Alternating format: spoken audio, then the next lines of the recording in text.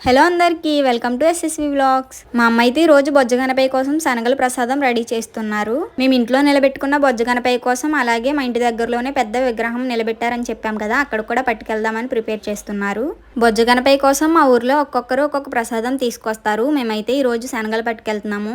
మా అమ్మ మార్నింగే శనగలు నానబెట్టేశారు. ఇప్పుడైతే ఉడకబెట్టేసి తాలింపు దినుసులన్నీ వేసేసి శనగలు తాలింపు వేసేసారు. మాకు ఇంకా ఈ 10 days సందడిగానే ఉంటుంది. మా ఊర్లో ఒక్కొక్క చోట 5 days పూజలు చేసిన తర్వాత ఊరేగిస్తారు. ఒక్కొక్క చోట 9 days పూజలు చేసి ఊరేగిస్తారు. మా పక్క ఊర్లో ఉన్న విగ్రహాలు కూడా మా ఊరికి ఊరేగింపుగా వస్తాయి. ఇంకా మాకు సందడే. ప్రసాదం అయితే రెడీ అయిపోయింది కదా. మా అమ్మ అయితే ఇక్కడ మా బొజ్జ గణపయ్యకి పూజ చేస్తున్నారు.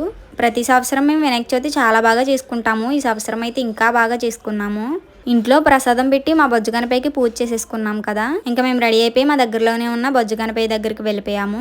అక్కడికి వెళ్ళేసరికి చాలా మంది పిల్లలు అయితే కూర్చొని ఆడుకుంటున్నారు. మా తమ్ముడు కూడా వాళ్ళతో పాటు వెళ్ళిపోతానని చెప్తున్నాడు. మార్నింగ్ నుండి బయటికి రానివ్వలేదు, హెల్త్ బాగాలేదని చెప్పి, అందుకే అట్టే చూస్తున్నాడు చూడండి. మేమైతే ప్రసాదం పెట్టేశాము. పంతులు గారు వచ్చిన తర్వాత ప్రసాదం పెట్టి పూజ చేస్తారు. తర్వాత ఆ ప్రసాదాన్ని అందరికీ పంచుతారు. నాకైతే ఇక్కడ వినాయకుల వారు చాలా బాగా నచ్చారు. చుట్టూరు డిస్కో లైట్లు అవి పెట్టి చాలా బాగా డెకరేట్ చేశారు కదా.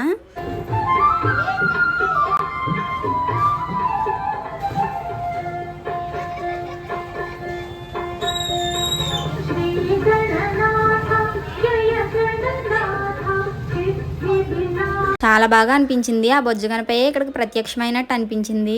నాకైతే స్వామివారిని చూస్తే ఇక్కడే కూర్చుని పోవాలనిపించింది. అందుకేనేమో ఈ పిల్లలందరూ ఇక్కడే కూర్చుని ఆడుకుంటున్నారు. ప్లీజ్ వీడియోని లైక్ చేయండి. అలాగే మన ఛానల్ని సబ్స్క్రైబ్ చేసి పక్కనే ఉన్న బెల్ ఐకాన్ క్లిక్ చేయండి. అలా చేయడం వల్ల మా నుండి ప్రతి నోటిఫికేషన్ మీకు వస్తుంది. Bye guys, హకునా matata.